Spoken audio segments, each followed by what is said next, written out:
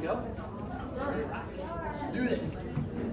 Nancy, I see that you moved away from the Gallagher spit. Well, it was bothering my neck a lot. I'm sure, you just know. All right, guys. Well, welcome. It's been a minute since the last time I've done a workshop, since January actually, so I'm excited about this one. This is kind of an impromptu workshop, I'm not gonna lie.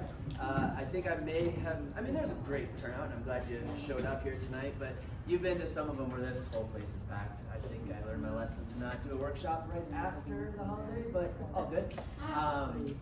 This is one that it's really hit close to home for me and for a lot of you actually. I put this workshop together because of a lot of my one-on-one consultations. And so when I'm sitting, and some of you, we've talked about these things, and you already know some of this, so this is gonna go deeper, but it's one of those where I back up a little bit. I have a business coach. I meet with him a couple times a month, every month. Last month, or maybe 6 weeks ago, he had asked me, so you've been doing this for nearly 18 years. What are some things that you have really learned? Some things that you could pass on to, our younger docs, or the next generation of chiropractors, or the next generation of patients. And I thought about it, because there's so much that I've learned. Like, literally learning every single day. The cool part is there's so much I've learned from you guys. I learned a lot from you guys, which is really that symbiotic doctor-doctor relationship. But I finally, for the first time maybe ever, said to him, I've really learned that health is hard. And I just stopped talking. He's like, really? It took you 18 years to figure that out? I'm like, no, seriously, because, and some of you know this, some of you have been to my workshops 10 years ago, and I'd be like, guys, it's not that hard. This is simple. Just freaking do it, And I realized that, no, health is really hard. Health is a commitment. Health is, it takes a lot. It takes time, it takes effort, it takes money, it takes hardship, it takes a lot. And I told him, I learned that health is hard, but I also told him I learned it doesn't have to be, because you can simplify it. There's always going to be tough. There's always going to be hard. If you saw my email that went out that day, or a while ago, I said, health is hard, but being sick is hard. Choose your hard. There's always choices.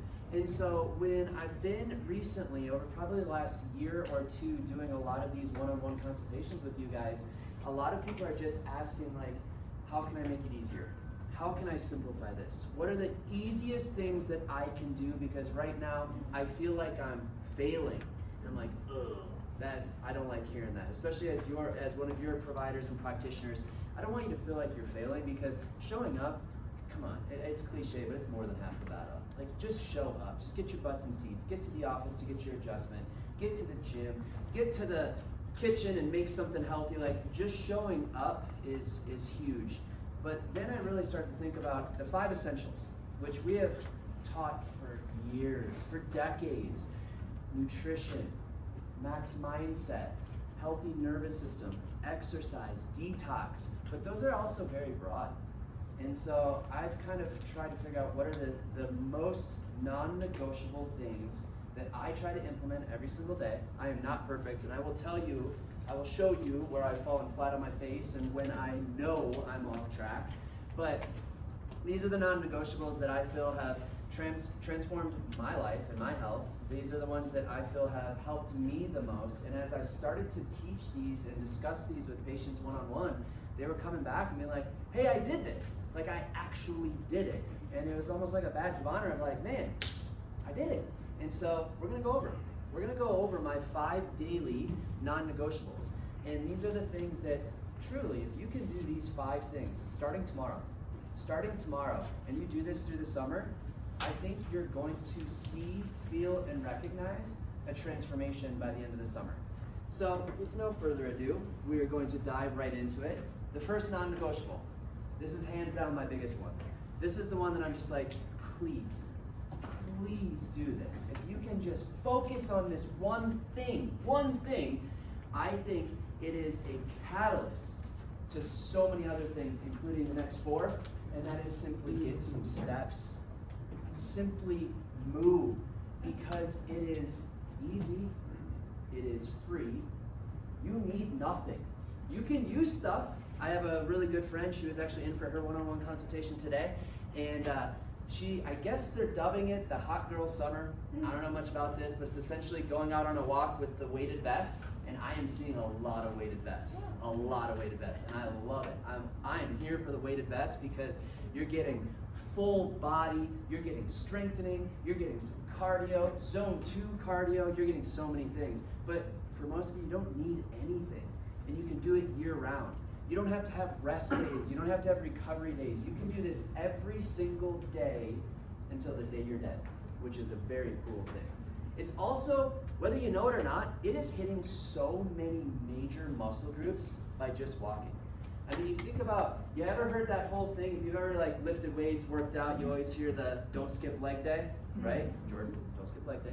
So we always hear this, and it is very true because your legs are the biggest, bulkiest muscles in your entire body.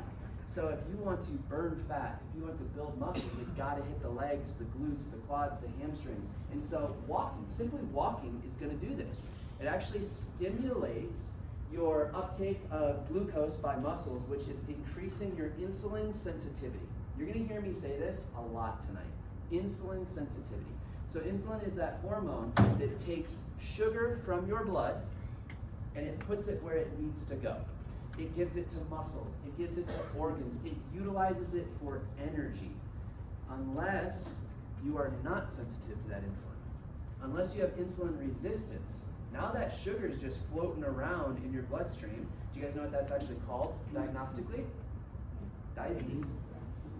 That is diabetes. Type 2 diabetes, type 1 diabetes, I guess. So when you're just doing something as simple as walking, it's actually going to make you more sensitive to your hormone called insulin to do what it's supposed to do, which is put sugar where it needs to go.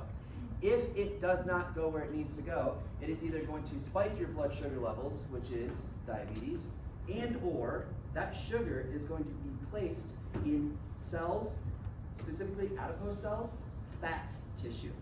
That is why if we eat a lot of sugar and we're not using it properly as energy, you start to get the metabolic syndrome. You start to get what they call the spare tire. You start to get all of this added fat tissue because your body doesn't know where to put it, and it knows if I don't put it somewhere, I'm going to have diabetes, and so I'm just going to put it wherever I can, in the liver, in the fat storage, and it just keeps building from there because it creates this nasty domino reaction. So this helps to improve the insulin sensitivity, which also helps with your fat metabolism. It reduces abdominal fat. It increases bone density because you are just adding force to the structure. It is so incredibly simple to do this one. I am very adamant about it. It is my biggest non-negotiable. So much so that I looked at some other research coming from peer-reviewed journals and articles to show you what steps can actually do for you on a lifetime basis. Number one, JAMA. They followed 4,840 US adults for 10 years. They found that if you have 4,000 steps a day or less, you are actually considered sedentary. They also found if you have 4,000 steps a day or less, you are at the highest risk of mortality of the entire group. However, if you take that 4,000 steps and you up it to 8,000 steps, so notice, I'm going to talk about 8,000, not 10K. You always hear, get 10,000 steps a day. I actually found out that that is a very arbitrary number. The first ever pedometer made was out of Japan, and 10K, the name of their company was 10K in Japanese. So everybody just thought, I should walk 10,000 steps. But actually, you start to get physiological changes at 8,000 steps, which sounds a lot more palatable than 10,000 steps a day, doesn't it? So if you go from 4,000 to 8,000 steps a day, it lowers your risk of all-cause mortality. Literally lowers your risk of death by 51%. That's crazy. That's huge. All you have to do is increase, and we'll show you how. We'll show you what to look for. Number two, this is from the European Journal of Preventive Cardiology. They said that each 1,000 step per day increase was associated with a 12% lower risk of dying from heart disease. These incremental benefits added up until you hit about 10,000 steps. So you can actually, just from walking, reduce your cardiovascular risk. Nature of Scientific Reports, I love this one.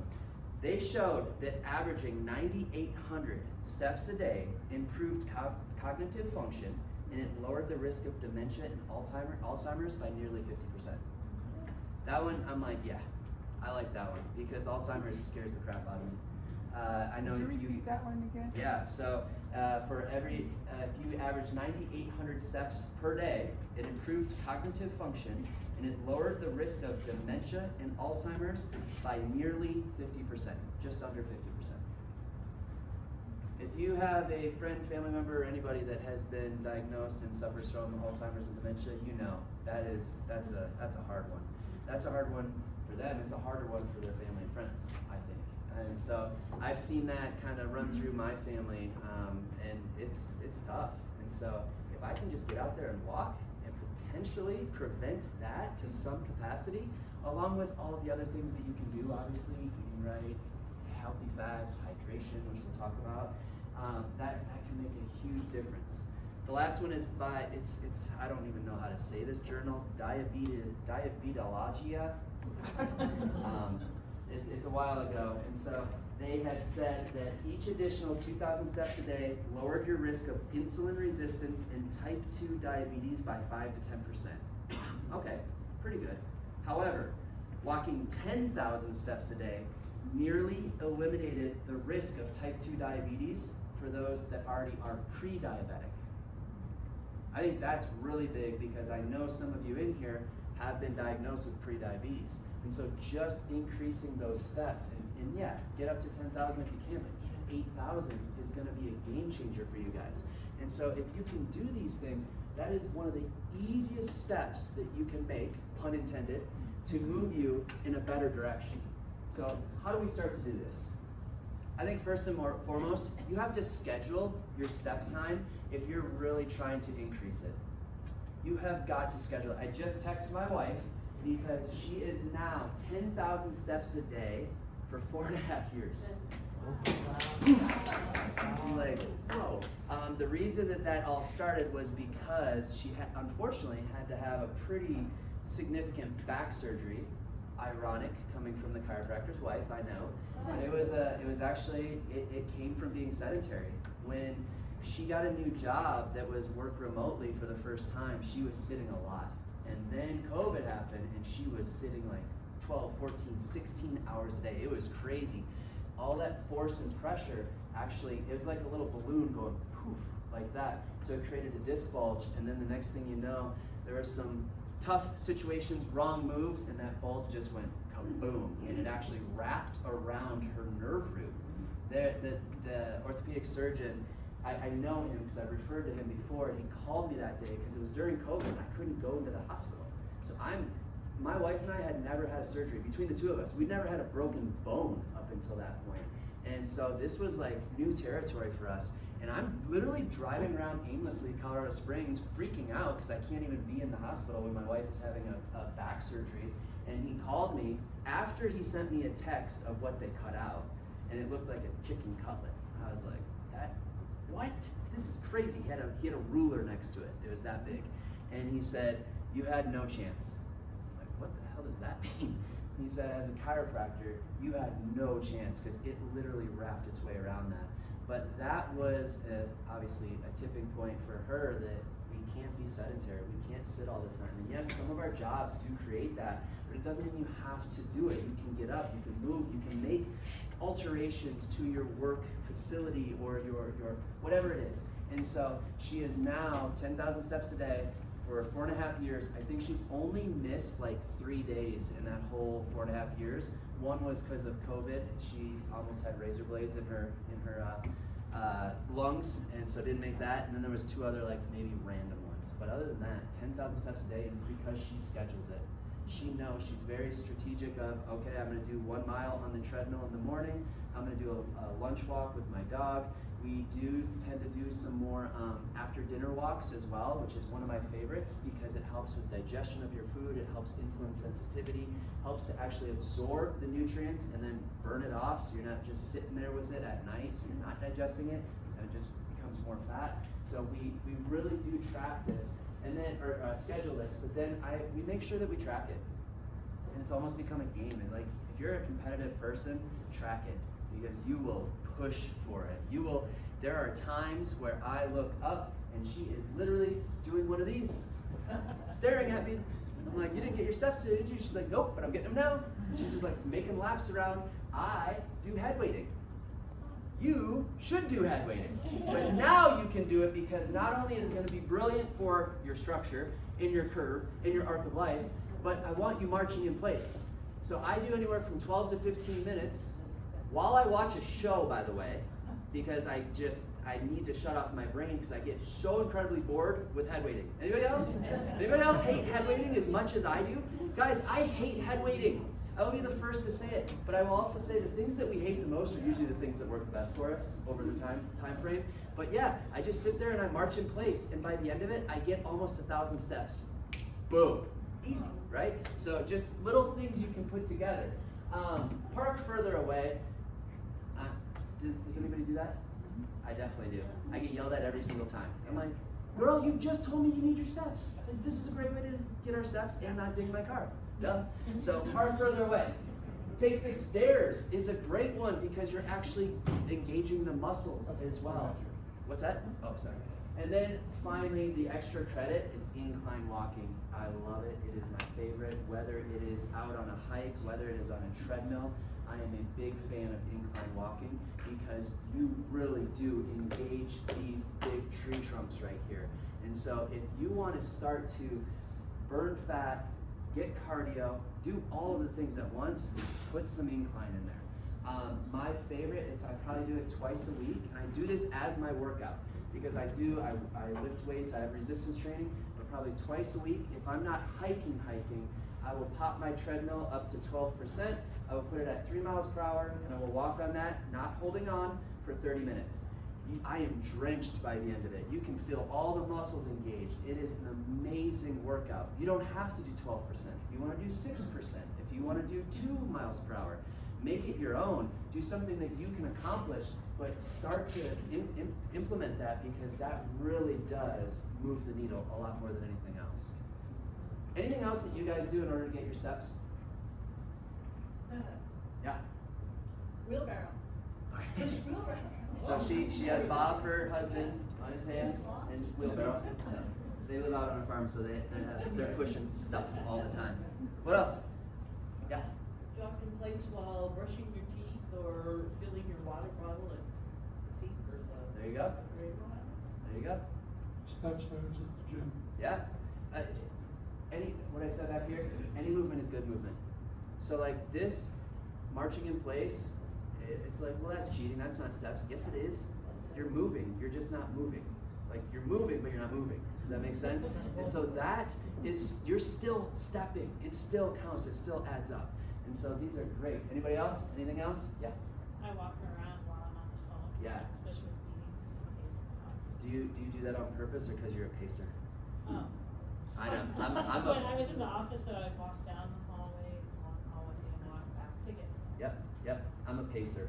Every time I'm on a call, I'm pacing back and forth. When I prepare for a workshop, I usually have 10,000 steps by noon, because while I'm like preparing for it, I am pacing like crazy. It's weird. And so yeah, all of these are simple, easy ways to get those steps in. Raise your hand if you feel that you can challenge yourself to move toward 8,000 steps a day. Perfect. That's on camera, by the way, so now you guys, you gotta do it. You gotta do it. So number 2, my next non-negotiable, which you have heard me talk about a lot over the years, is hydration. But we're gonna talk about why.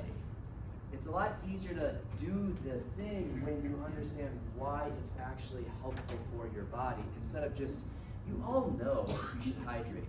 3 of you literally just took a drink of your water right now. So you all know hydration is extremely important, but it's so often that when I'm in these one-on-one consultations, people just like, they just kind of droop, like, I know I'm not good at it. And they literally don't know why they can't get there. And I think it's because the why isn't big enough. They don't have a big enough push or force with that. Number 1, even 1 to 2% of dehydration can cause brain fog, fatigue, decreased physical performance. I mean, that's not a lot. And so just that little bit can really pull you down. But now if you do that little bit every single day, you're going downhill pretty fast. I will be the first to admit, this is one of them that I'm really, really good at, and then all of a sudden I suck at it. It is the weirdest thing, and I know better. I know when I'm not on track because I feel like crap. I feel like I'm drained. I'll sleep, but still feel really, really just tired. Lethargic, I guess is a good word, but also the brain fog really hits me. And I will go 3 months of hitting my water intake goal, and then all of a sudden I'll go weeks and not hit it one day at all. So I'm the first to say I am not perfect. I am not like, oh, every single day. I fall off track as well, but I now know what to do. It's like just boom, flip a switch, just get back on track. Sometimes I have to make it a little bit more enticing for myself, like using element and some flavoring and something like that to actually drink it. But overall, I'm with you guys. It is a hard one because some days you just like, when you don't feel thirsty, it's a lot harder to drink water. But some days it's not about thirst, it's about all of these other things. Every cell in your body needs hydration to not only bring in the good nutrients, but to get rid of the bad stuff. Also, your mitochondria, which are the energy of your body. It is what gives you energy. It is the cellular function that allows you to perform well. Mitochondria thrives with hydration. And so if you're one of those that you feel like, man, I'm doing everything right, but I feel like I never have that energy, and your sleep is good, that's a big one, then I would really look into your hydration and start to track it to see where are you at with your mitochondria. Number 2, and this is a big one, our brain is 75% water. 75%, and the rest is pretty much fat as well. And so you have got to hydrate, otherwise your mood will dip.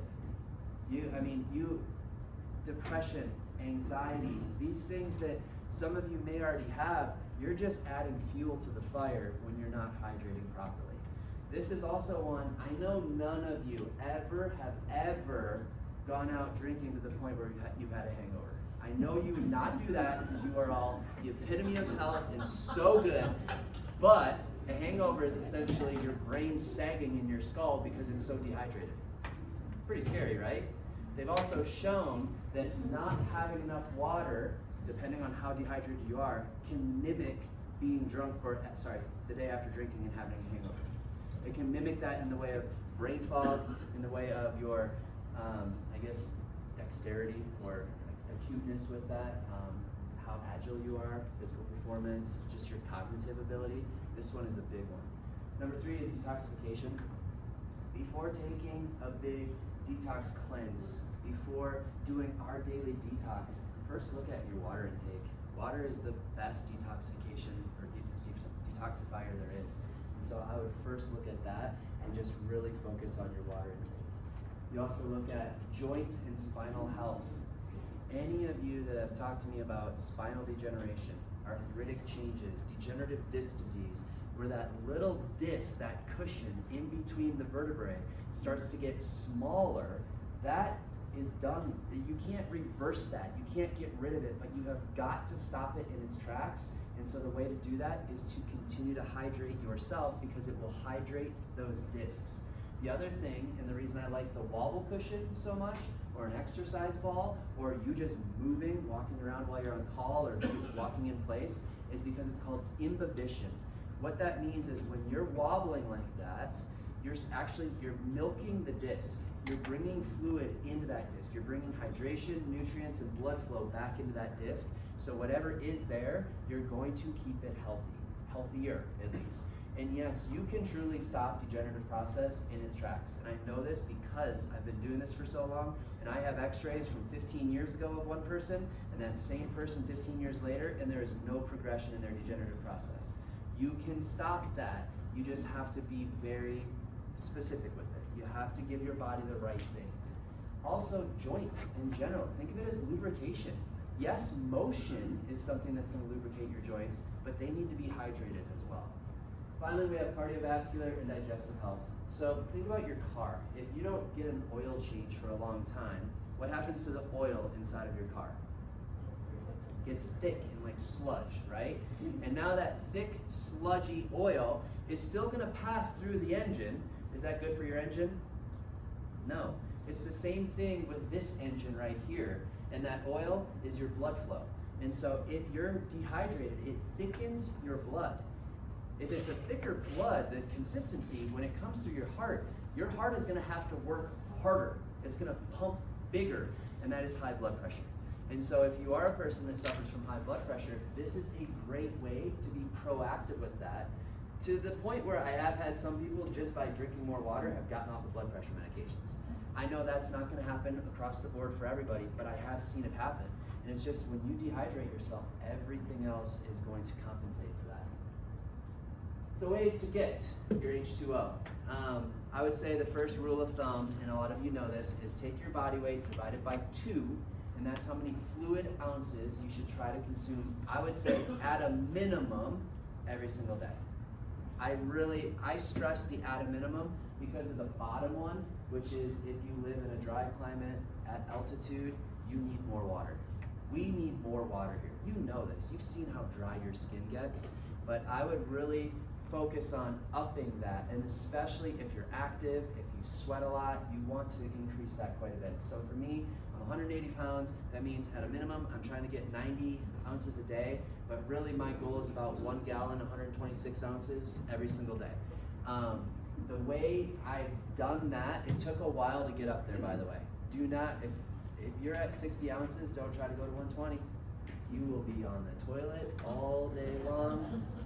It takes a while for those kidneys to start to adapt and respond. And so peeing, of course, not on the, you know what I mean. And so with that, I think you just need to increase slowly until your body starts to adapt. The best thing that I ever started doing was I have a 24-ounce Nalgene at home and I have a 40-ounce Nalgene at the office. And that is strategic because I know how many ounces it is, and that's what I use to drink out of pretty much across the board. And so the first thing that I do when I wake up is I fill up my Nalgene at home, 24 ounces, I put an element in there, and I chug that bad boy down. I actually drink it down to about 4 ounces, just give or take, and then I fill it back up because there's still some flavor in there. And I actually try to drink both of those before even leaving the house or going to work or whatever. So right there, I'm getting 44 ounces before my day really even starts. And yes, I do it before coffee, I do it before I eat, I do it before everything, because you are the most dehydrated, usually, unless you're working out or running a marathon or something, you are the most dehydrated right when you wake up. Because you haven't had anything for hours, but all of your systems that need water are still working. Thank God. They're still doing what they're supposed to do, so you're still using that hydration. So if you can start off with that, that is a great step in the right direction. And it doesn't need to be 24 ounces. It doesn't need to be 40 ounces. Start with 12. For some of you, you don't have your first sip of water until like 2 p.m. It's all been coffee, coffee, coffee, which by the way is a diuretic. It dehydrates you. So even though you make it with water, it is dehydrating you that entire time. So that's another thing. If you're a big coffee drinker, you're probably going to want to increase the amount of water you drink. I am a big fan of electrolytes. And I think a lot of you know this because I talk about Element all the time. A lot of you take it already. You don't have to take that one. I like that one because I like the taste of it. It's easy and there's no additives, sugars, all that other stuff that you get sometimes when you get the stuff at Costco. But the reason that I started doing this is because I was drinking a gallon a day, every day, religiously, and I always felt dehydrated. And I found out I was actually diluting my blood and my cells. So it makes sense. If I have water in here and I have a bunch of, let's say I have water to here and salt to here, if all I do is add more water, I'm diluting the amount of sodium and potassium that I have in there, right? And so I was drinking so much water that I was diluting the amount of sodium that I actually had within my cells and my blood. So it was making me more dehydrated, which is crazy to think about. And it took me a long time to realize it. And then I started with Noon, is another electrolyte that I took. And it was these like little tablet things that you drop in and then they dissolve and all that. But I realized that I needed a lot more, and that's when I found Element. So I'm a big fan. I actually consume 2 of these a day. I do one right in the morning, right away, and then I do another one at about 3 o'clock because I am very active. I mean, I'm moving all the time. I don't sit with my job. And so I noticed that if I can drink my electrolytes at about 2 or 3 o'clock, it really helps with that midday lull or that crash that sometimes you get, because you're just getting those electrolytes back in. So any questions on electrolytes? Because I think that's extremely important. Do you have a question? It might be outside scope, but any concerns with blood pressure? I can't hear you. Concerns for blood pressure. Yeah. So I get that a lot. So this is a slippery slope. I'm gonna normally say no. I'm not personally concerned with that, because what we're finding is a lot of things. It's coming from an inflammatory response. You know, a lot of these cardiovascular diseases, high blood pressure, high cholesterol, things like that are coming from an inflammatory response, which usually comes from more sugars, carbs, these simple carbohydrates, things like that, not as much from the sodium. And so there was it's kind of like how fat got a bad rap many years ago, like decades ago. It was a similar thing with sodium, is what I had read, is that they made a big push to make sodium the bad guy, when really it's been sugar this entire time. And so, but what I tell people is start off with maybe like half a packet and track your blood pressure, and then you can go to a full packet. But I dilute it in quite a bit of water anyway. If you're putting it in, some people don't like it because they put it in 8 ounces. You're like drinking the ocean right there with a little bit of grapefruit flavor. Like, it is salty stuff. And so if you're like, ugh, I hate it, use a half a packet and then use the other half later on in the day. So you just got to find your dilution. But that's something that obviously you and I have worked together with tracking yours anyway. We might want to talk about that kind of individually for you, because yours is a different than the standard, the norm. Yeah. I do. I like grapefruit. I'm getting into lemonade. I didn't like it at first. I thought it was too sweet for me, but now I'm digging it, especially in the summer. I will say, all the ladies are obsessed. I don't know if it's all the ladies, but I think all those 3 back there are obsessed with the sparkling element cans, which they purchased them and they are selling them at the office. I was like, ew. I think they taste like a sweet tart on steroids. However, I didn't tell you guys this, but I took pictures of the moment 2 weeks ago. I'm like, all right, I gave lemonade another shot, and now I like it. I'm gonna give a can of sparkling another shot. Everybody leaves. I'm the last one to leave. I get in my car to go home that night, and it's right here. And I just do the psh, and it was like a science experiment, man. It was just like bubbling over, and it just kept coming. And then I grabbed it, and I was like here, and then it just like exploded onto my crotch. And then I'm like holding it here, and it's getting all over my car, and it just kept coming. I find out that I think they booby trapped me, because I got one can that it only opened like a tiny little sliver, and I think somebody shook it on me, because it blew up. So needless to say, I didn't drink it, nor am I going to again. However, if you want to try it, talk to them, because they love it. But it is fun having like something different, like a sparkling. Oh, which by the way, for hydration, one thing that makes it easier, I do LaCroix, I do Spin Drift, I do all those things just to like change it up so you don't get super bored. So, everybody good with hydration? Because it is so incredibly important. And I would say, just like steps, track it. Even if you only track it for like a week or 2, just get a baseline so that you know, because some of you are going to be appalled at how few steps and how little water you actually get every single day, because you just don't think about it. You think you're always moving. You think, well, I carry it with me everywhere I go. Doesn't mean it's not osmosis, right? It doesn't just like soak in. And so you gotta put your lips to it and down it. Yeah. I've been drinking more water in the last couple of years because of something outside. But anyway, I've noticed that since I've been drinking more, if I don't, that's really good. Yeah, that's what happens to me, is like when I stop, and I don't know why I do. I don't know, life happens, right? Like I get off track, and next thing I know, like I really feel it. The first few days I'm usually like, I don't think I'm just getting great sleep. But then I can like track my sleep, and I still feel like crap. I mean, even during the day. Yeah. On a regular day. Yeah, no, that's what I mean. Yeah, totally. Number 3, and this is probably the one that goes under the radar for most of you.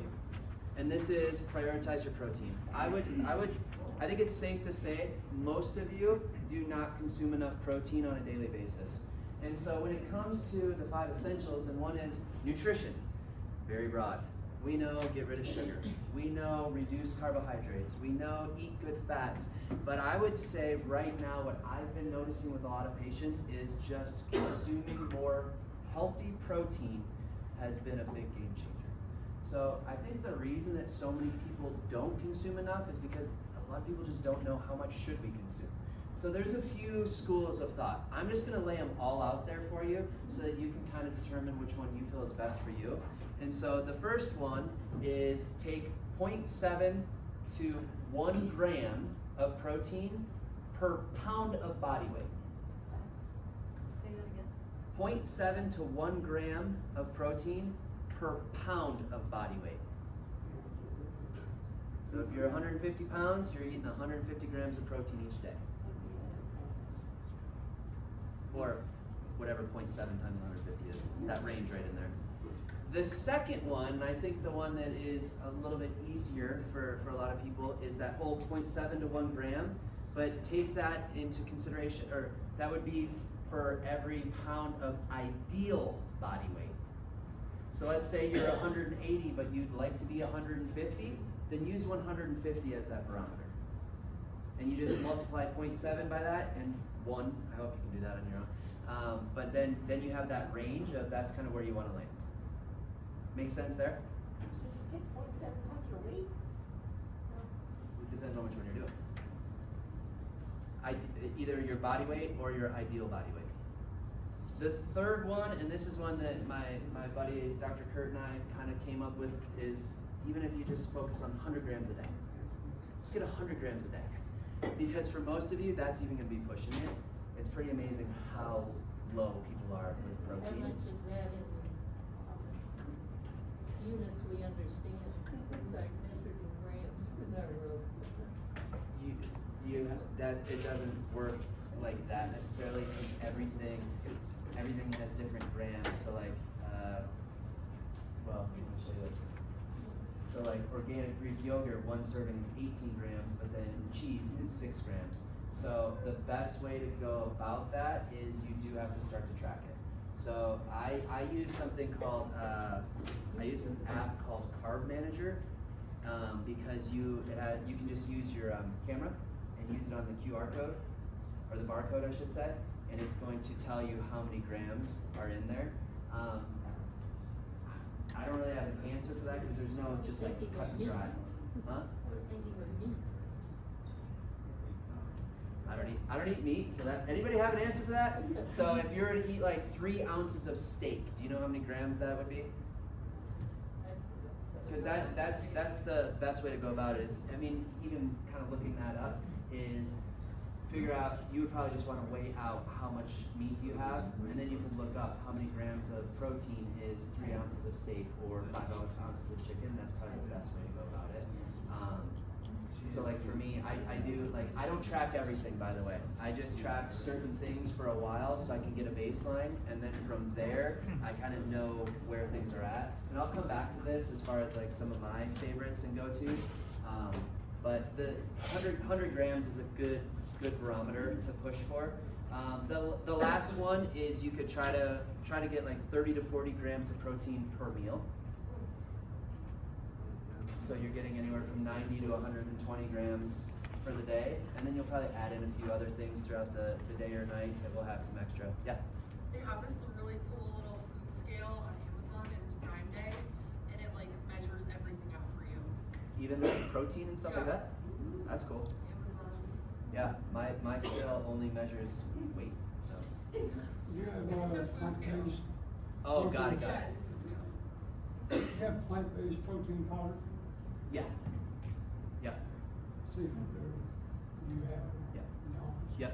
I'll talk about it in a second too, because I think these are some of my cheat codes on how to get enough protein, especially me being a non-meat eater. I am pescatarian, I eat fish, I eat shellfish, I eat all that stuff, but I don't eat steak, chicken, anything like that. Just kind of decision I made like 6 years ago.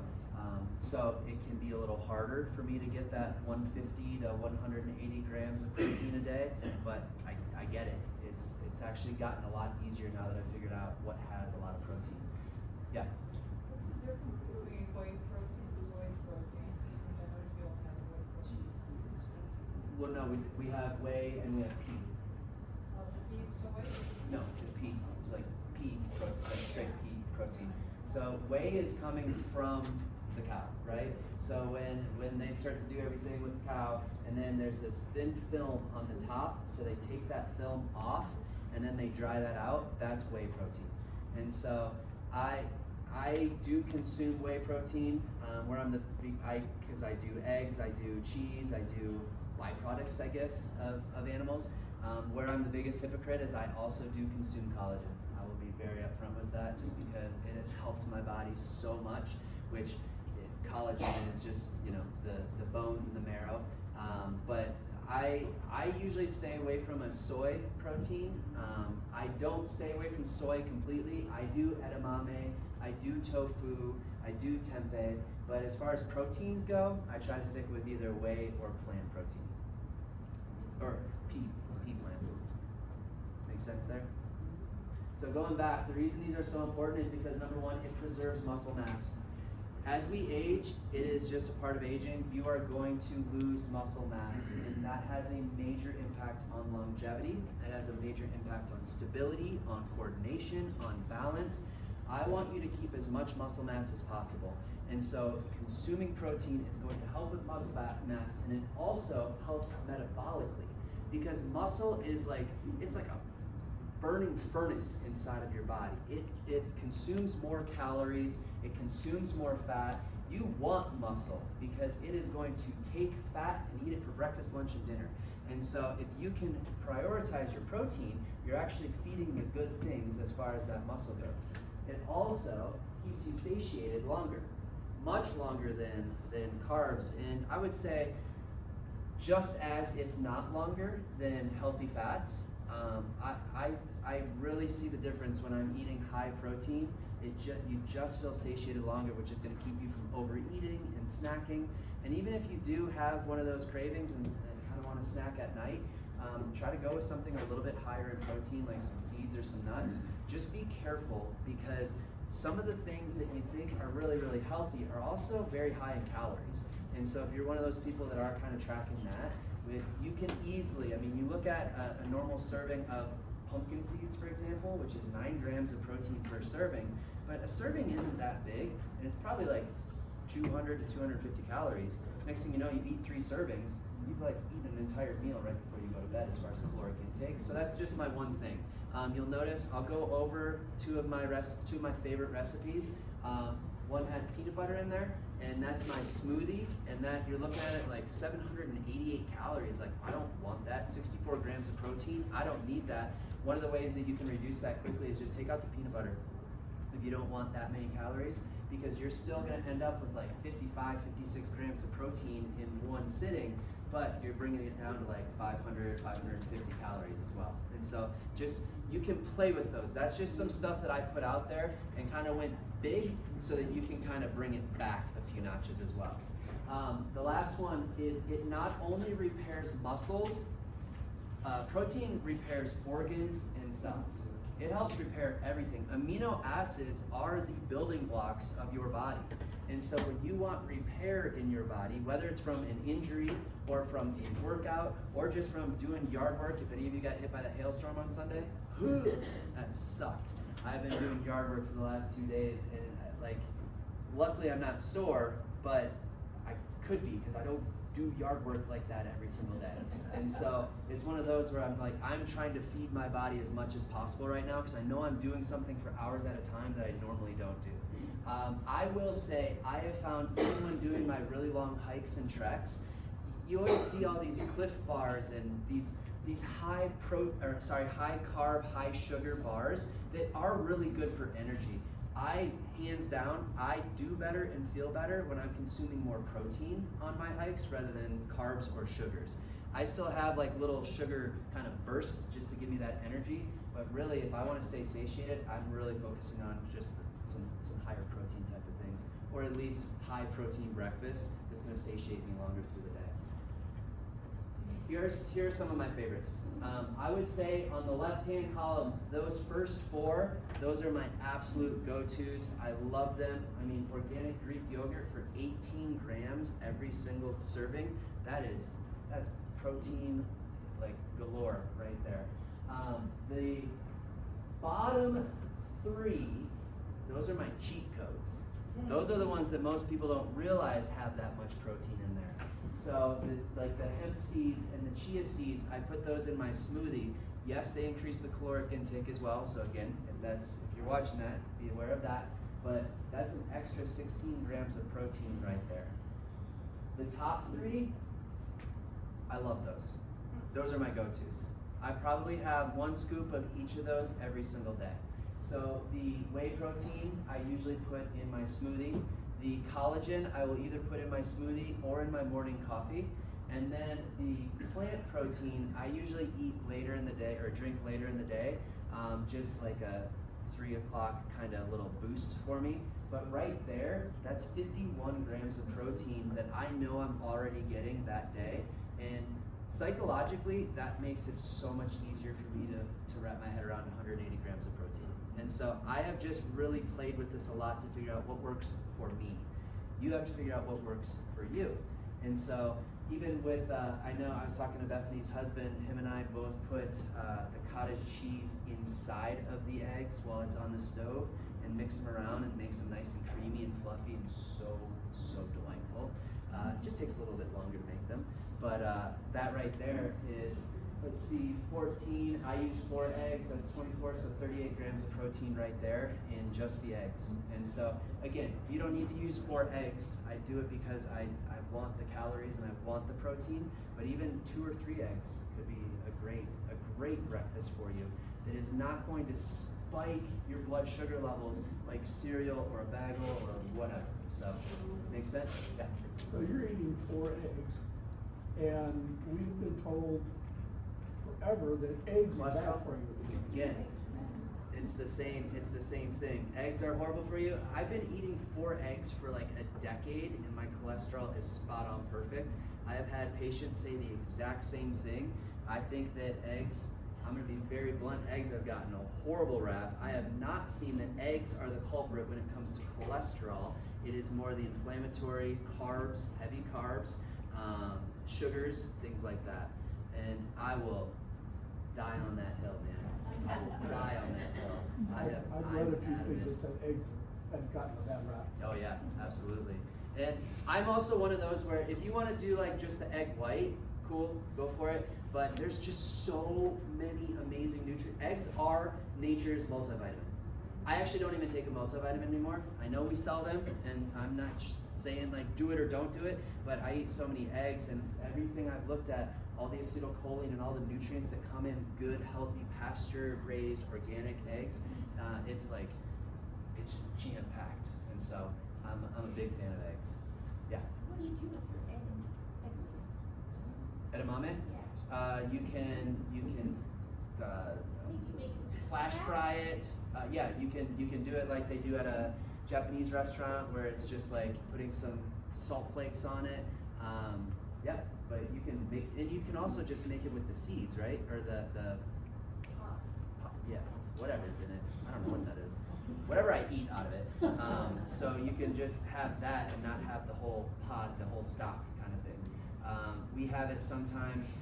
We do Green Chef because it's just my wife and I, and so we want to eat healthy, and we know that by the time I get home, and I'll show you this, by the time I get home at like 6:45, if there's not something that we can make right there, it's easy to go this way and just get carry out or whatever. And so a lot of our Green Chefs come with little edamame seeds or whatever they're that go in with like rice and teriyaki sauce and stuff like that. Stir fry. Yeah, there you go, stir fry. Thank you. Anything else on protein?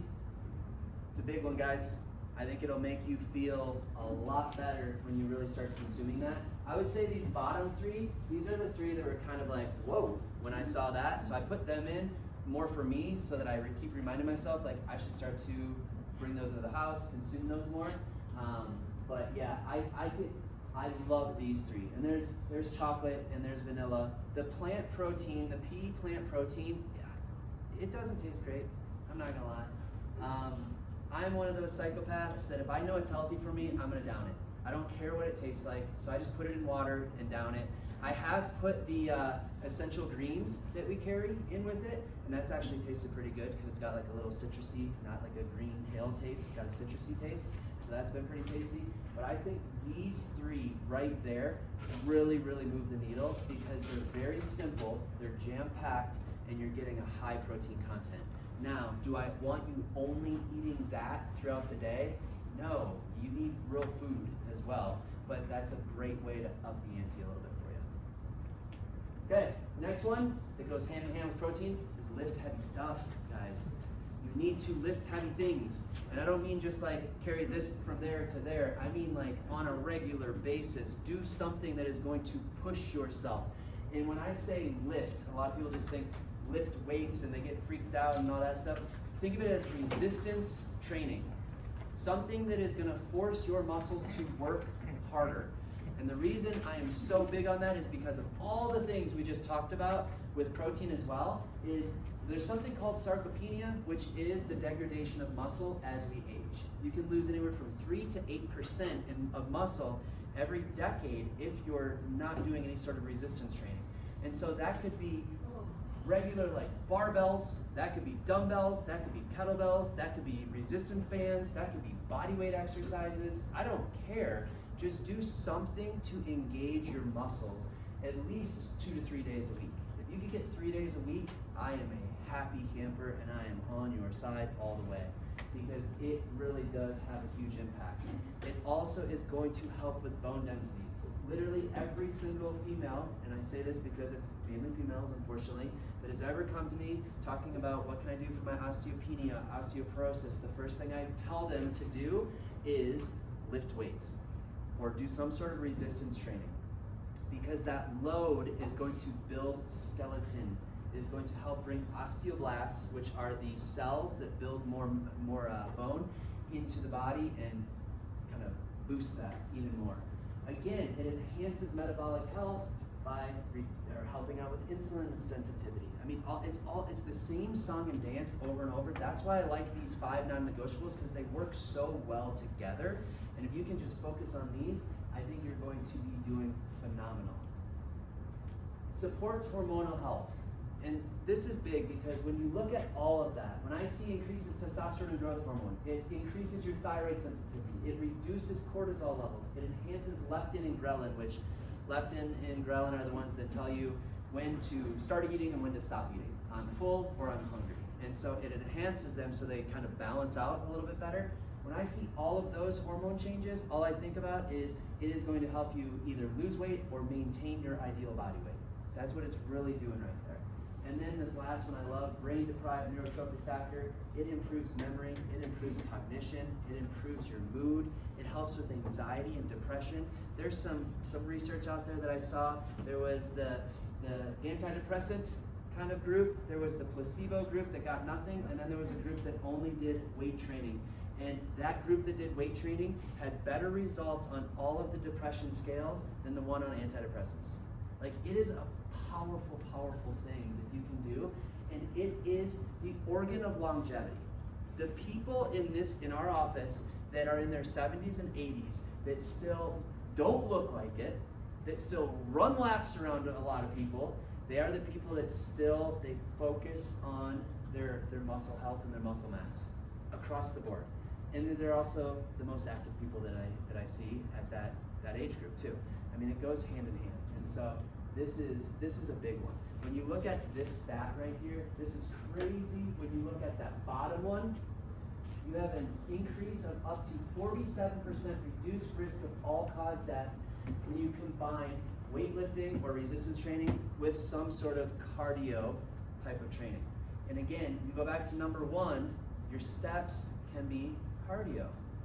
So when you're putting these together, you truly are attempting to tap into that fountain of youth. They all work hand in hand. And especially if you are already weight training, really look into your protein. really prioritize that, because you need that protein to start to rebuild the muscles that you break muscle down when you weight train.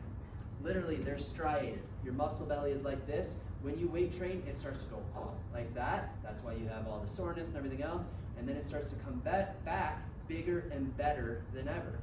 And every time you're breaking it and bringing it back together again.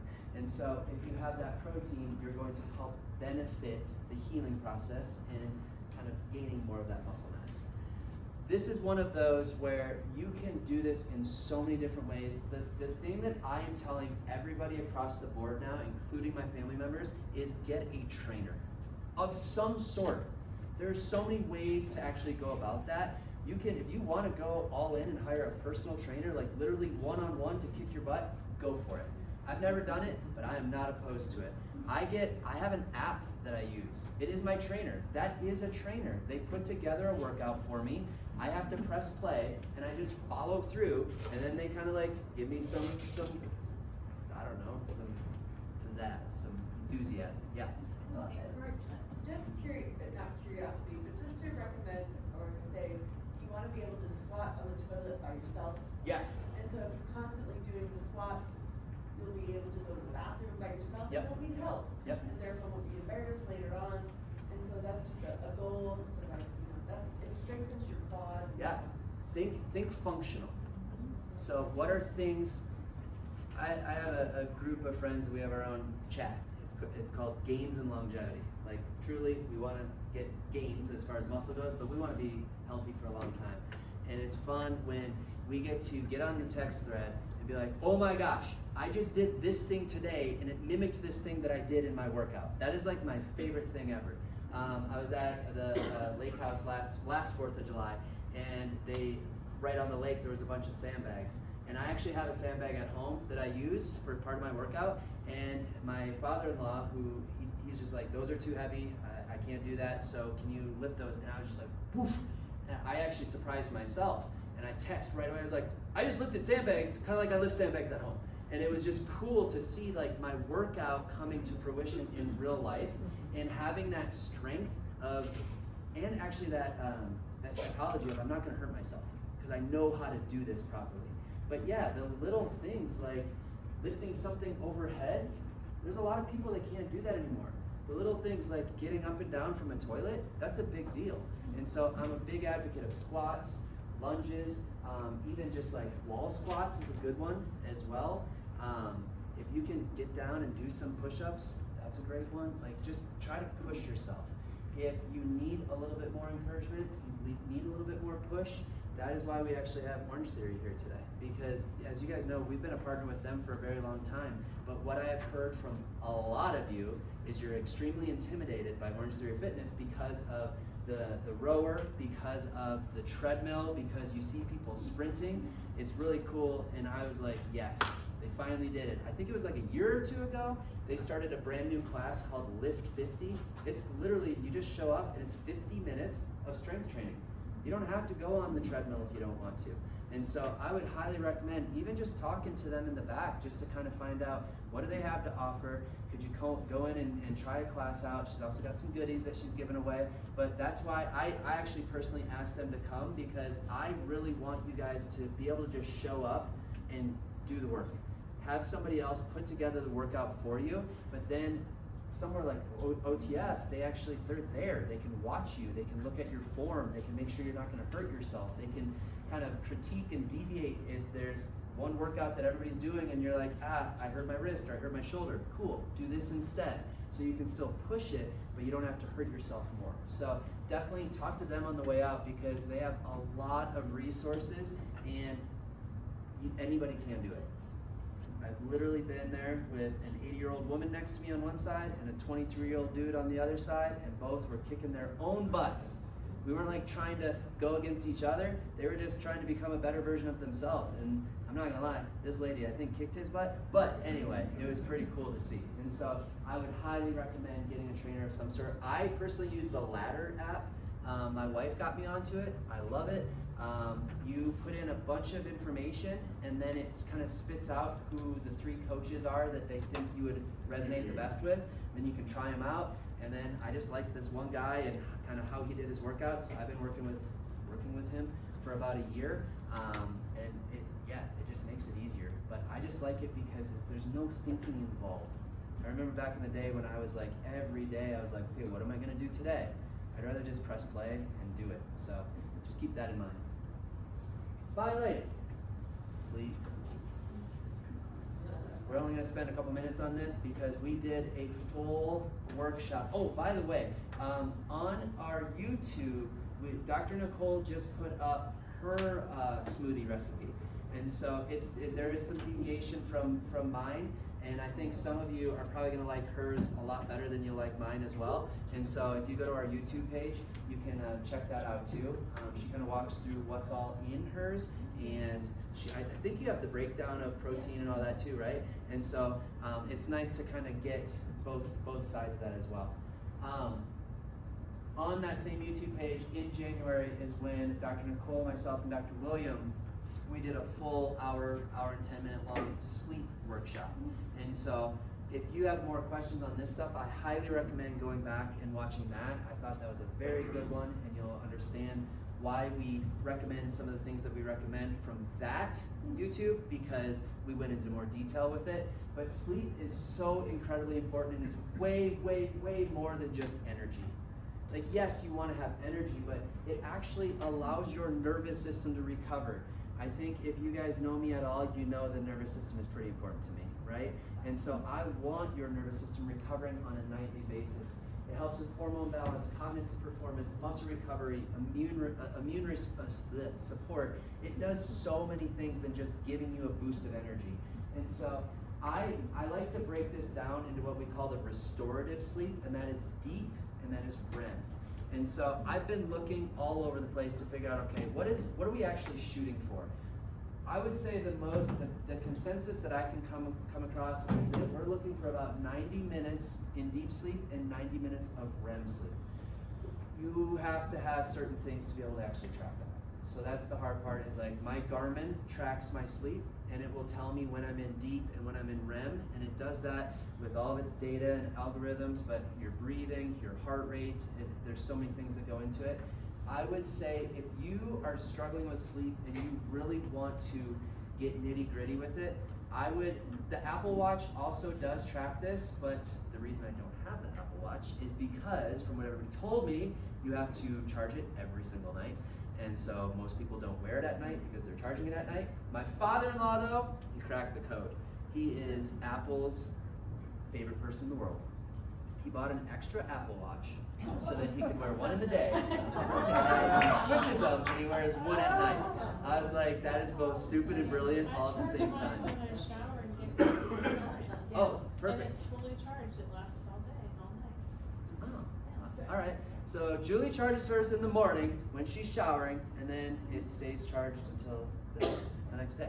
Some Fitbits do the same. Sorry? Some Fitbits will do the same. Same one. Track your sleep. Yeah. So I was gonna say Fitbit. I haven't seen I haven't done any research on that for a while, but the Aura Ring is very good, and the Whoop is very good.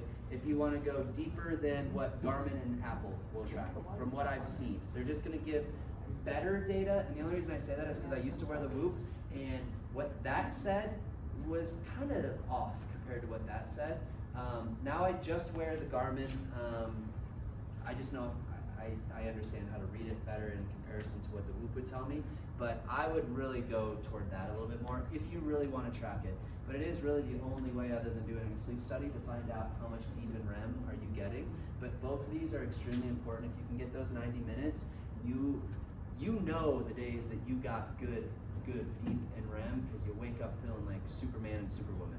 So deep is very important for physical repair and release of human growth hormones. The REM is very good for cognitive repair, learning, mental sharpness, and nervous system recovery. And so what I want to do really quick is just break down certain things that you can do to improve each individually. I have been working on this a lot. Last year, this was probably my big thing. My big goal was to get better sleep. I have really done well with the deep. I am still struggling with the REM. I'm still working on it. But my deep, like I'll wake up, my body feels great, my brain feels like mush some days. And it's because I'm probably averaging 80 to 90 minutes of deep a night, but I'm probably getting like 40 minutes of REM every single night. And so, work in progress. But in order to increase your deep sleep, number one and the biggest thing I noticed for myself and for a lot is consistent bedtime and wake time. It was also the hardest thing for me because I was always all over the board, but that really does make a huge impact. Number 2 and 3 kind of make sense together. A cool bedroom. You guys know if you've ever been in a hot bedroom or a hot tent, like it is really hard to fall asleep because your core body temperature is going up. That's what happens when you wake up in the morning. When your body is ready to wake up in the morning, cortisol levels go up and your core body temperature goes up in order to wake you up. So if you're sleeping in a hot room, that's going to keep that body temperature high, and that's going to kind of pretend, and your body thinks that you're waking up. Same thing goes with strength training at night. I know that there's a lot of people that do it. I would say if you can move it up in the morning or the afternoon, you're probably going to get better results with your sleep later because you're not increasing that core body temperature as well. Avoiding alcohol is a big one, and it's been a conversation I've had with a lot of people, and they're like, well, it helps me relax. It actually does help me get to sleep. Yeah, it does. It probably does help you fall asleep, but it will never let you fall deep into the deep sleep. It's always going to be that roadblock right there. So even like the glass of wine at 8 p.m. or something like that, it's unfortunately it's going to have a negative impact on that restorative sleep. No food 2 to 3 hours before bed. The biggest thing with that is when your body needs to focus on the repair, all of the restorative stuff when you're sleeping. If it has to do all of this, you're not getting the most out of it. It's also when you're sleeping, that slows down. So it's going to have to just work harder to digest your food if you're eating late. But I feel like for most people, 2 to 3 hours, not the end of the world. And then finally, to help with deep sleep specifically, is magnesium supplement. I am a huge fan of a good magnesium supplement. I just recently changed to the magnesium glycinate. The reason I did that, and I love it. I absolutely love it. I think it's worked so well for me. I was taking a magnesium, the citrate, which is good for sleep and good for like digestion and things like that. I was starting to get a lot of like cramping at night and just achiness at night. And so I changed to magnesium glycinate, which we now do carry at the office, and it like got rid of it. It was amazing. That was the only thing that I changed. I didn't start stretching more, I didn't drink more water, nothing. It was the glycinate because it is muscle specific. And so if you have restless leg syndrome, if you work out a lot, if you're very active, this is going to help with sleep and with the muscles. And so I'm a big advocate of good magnesium in general. Magnesium glycinate specifically for sleep and muscle and calming the nervous system. And then magnesium citrate specifically for sleep and digestion. Are you taking that at night? No. No. During the day? So yeah, I just take it with the rest of my supplements. That's what I was going to say, and I'll actually hold that thought because I'm going to tell you about the other supplements that have been shown to be pretty good for sleep. As far as your REM sleep goes, morning sunlight, that's been the biggest thing. That is the one thing that when I do it, I can actually feel a difference, and when I don't, compared to when I don't.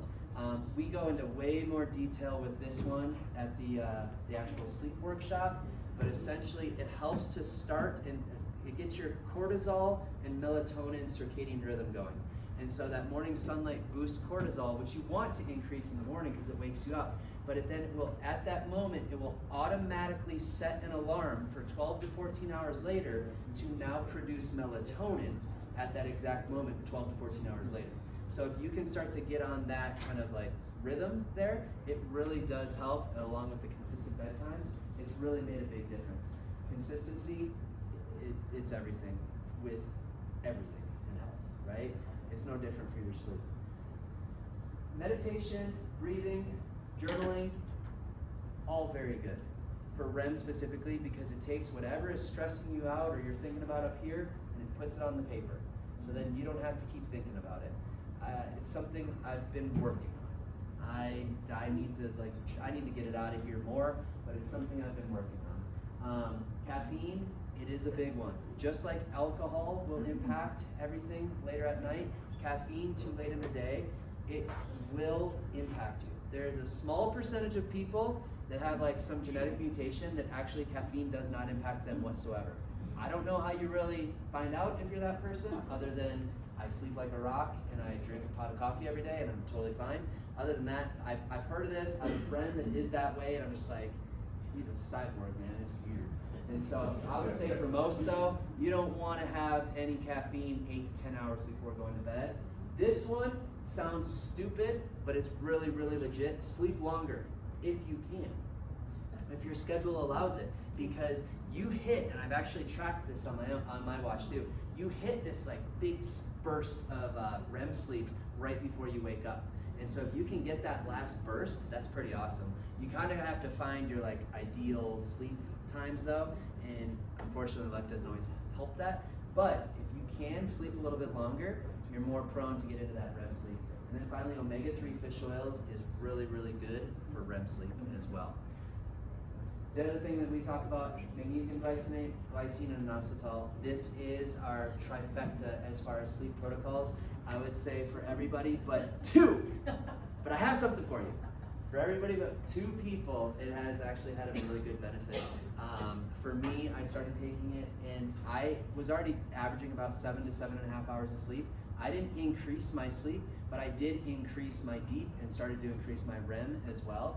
I'm actually doing a little test right now because I ran out and I was actually sleeping well, so I hadn't taken this for a while, but because my REM, I could not get it up.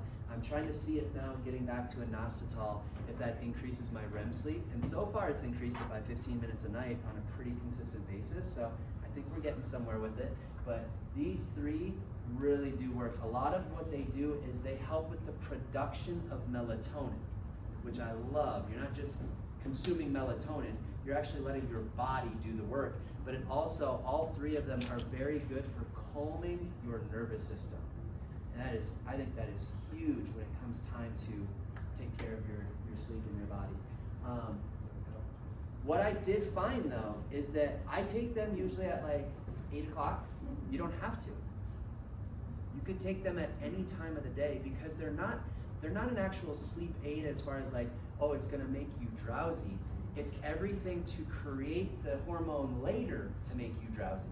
And so I haven't tried it yet because I'm a little hesitant, so if one of you could be my guinea pig, I would love that. But it sounds like you can start taking this first thing in the morning if you want, because what it's doing is just creating that melatonin production later, and it's helping calm the nervous system later. And so I'll try it sometime, I think, but.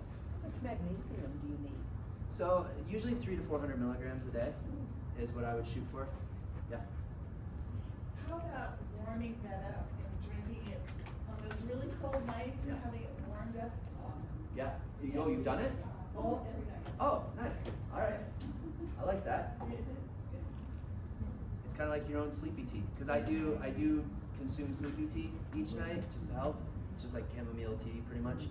But that's like your own little sleepy tea. So I'm a big fan of this. I feel like it works really well for you, my friend. I just heard from Miss Bethany today. She had something similar where she was taking the recommended dose, which this is just in a little scoop, and the magnesium glycinate actually comes in capsules, whereas the citrate is a little scoop. That's the other reason I like the glycinate. It's in capsules already. The inositol.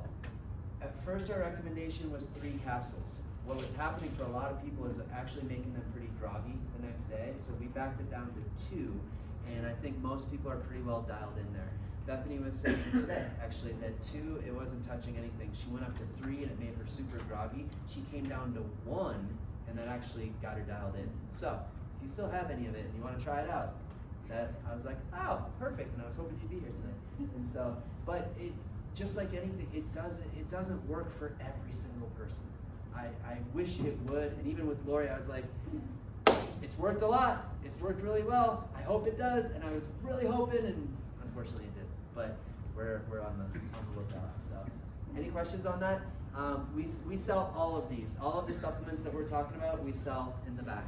And so, finally, extra credit, which is the credit. Just take care of your darn nervous system, people, which I know you do. Like as you guys were all walking in, I was like, this is cool. These are like some A+ patients that I have coming in, and so just continue to take care of your nervous system, because first thing, the first organ system that is put together, that is formed when you are formed as a little twinkle in your parents' eyes, is the neural tube. It is the brain and the spinal cord. The very, very first organ system to form is your brain and your spinal cord. So if it's the very first thing that is formed, you think it's probably the foundation to everything? Duh. Just go backwards and look at how you were made. And so neuro is the foundation. These other things are extremely important, but without the foundation, the pyramid collapses. But the one thing connecting all of these is the vagus nerve. So that's the parasympathetic nervous system. You guys don't even have to come to me at the end of this and say, hey, will you put it in my notes to check the parasympathetic and the vagus nerve? We do it every single time. Especially now that we have gone so deep in the neurology, we want to make sure that we are always stimulating that prefrontal cortex, always stimulating the parasympathetic nervous system, because a lot of fight or flight is happening on a daily basis. That's sympathetic nervous system. But every single time you get adjusted, you actually tap into the PFC, prefrontal cortex, which is the brakes. It's the parasympathetic nervous system. Every single time. And that is coming from a whole lot of research coming out of New Zealand now, which is really cool. And so if you know somebody that their kids are dealing with a lot of fight or flight, look at that. I mean, it can start with prenatal stress. It starts with stress for mom, because they are connected. And that cortisol goes from here to there. Now all of a sudden that baby is going through this fight or flight in here, and now you have a traumatic birth or birth intervention. It pretty much takes this kind of like volcano and goes kaboom and boils it over. And so if you know, whether it's one of your kids or a grandkid or a neighbor kid that's been dealing with that, let us know, because we've been having a lot of success with our pediatric portion of the office because of how we've kind of deviated and dove into the neurology with them as well. But for you guys, just remember, every adjustment builds off the one prior. I really will always focus you guys on the consistency with everything, but specifically with your nervous system, because you are throwing a lot of crap at it every single day. Any questions on that? Because that is so important that you stay that foundation at the forefront. Finally, I'm going to go over what I would consider my ideal day. This is me, and this is how I've learned to tie all 5 non-negotiables together. I put days, because when I do tie them together, I feel amazing. I function better. I'm doing everything. And so, I'm usually a 6 a.m. wake-up call. First thing is feed the dogs, because they come first. And then it is the 24 ounces of water with element, and then I make my cup of decaf.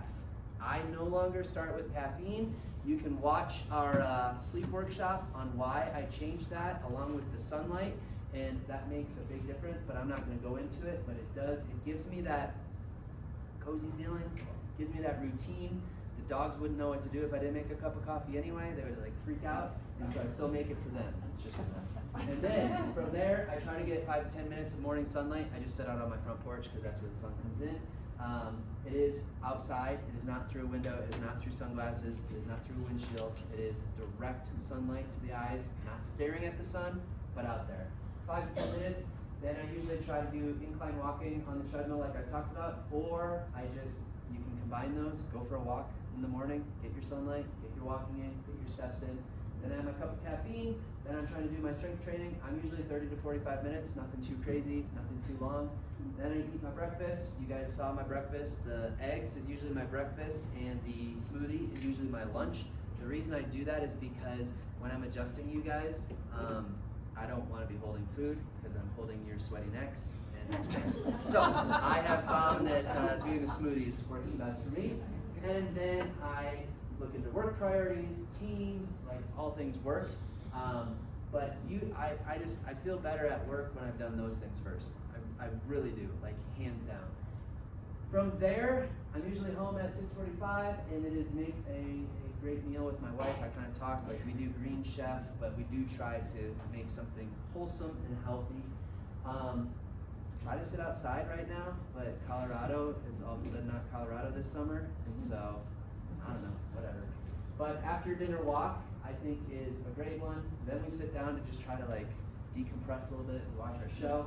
That's when I have my sleepy tea, the actual sleepy tea. I take my sleep supplements, bedtime routine. This is the one that I'm really working on right now, which is gratitude. I just realized like it's easy to think about the things that I don't have or that aren't going right or whatever. And so I've really been trying to do this. This came from an audiobook that I listened to, and so I'm trying. I'm not great at it yet. I forget. So I'm trying.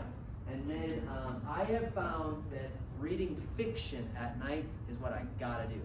I used to read all my business books and entrepreneurial books, and I'm like, why am I not sleeping? And then I went on vacation and I had all those same books around the pool, and I was like reading like this, and my wife's like, bro, you gotta stop reading those first and foremost and start reading some fiction. And I've like, I don't know if I've become a reader. Some of you can read like a book in a day. I'm like a book in a year, but I'm like reading that, so it's nice. And then bedtime 10:15, 10:30. And when I can kind of put those together, I'm feeling great. Like it makes a difference. And so that was I just wanted to show you kind of how I take the 5 and put it into one day and show you that it's a lot easier than you would maybe think. So that's it, guys. That is everything. So today, these are my favorite supplements. Because people asked me non-stop last time, what supplements are the big ones for you? Omega-3 fish oil, hands down. That's the first time I actually said it when somebody asked me, what's the one supplement you think everybody should take? That's the one, unless you're allergic to fish. I think that is the one because it helps brain, skin, eyes, blood pressure, heart, you name it, it helps for anti-inflammatory. That's my go-to. I am obsessed with the proteins and the collagen and the magnesium glycinate. And then ArthroSuit Supreme, if you have joint issues, that's my go-to. I started taking it years ago just because we're very, very active. I started taking it because I want to stay active for a very, very long time. So I take it for my knees and my ankles with all the hiking and skiing that we do. But that is hands down my favorite because it has glucosamine, MSM, quercetin, a proprietary blend in there as well. It's all anti-inflammatory and joint specific. It is a great supplement, and so I do take that, and then I take the sleep supplement protocol. I just put that in there because last time I had a lot of people ask me like, what are the ones that you non-negotiable supplements? So those are my non-negotiables. With that being said, everything is on sale tonight, 10% off. The ladies are back there, so you can go talk to them. Go talk to Orange Theory Fitness. Talk to them about their Lift 50 class. Ask them what it looks like and how you can maybe try it out. And then determine 1 or 2 things that you want to implement tonight and go with it. So thank you very much, guys. I hope you got a little something out of this. Again, they're non-negotiables, so make them happen and report back.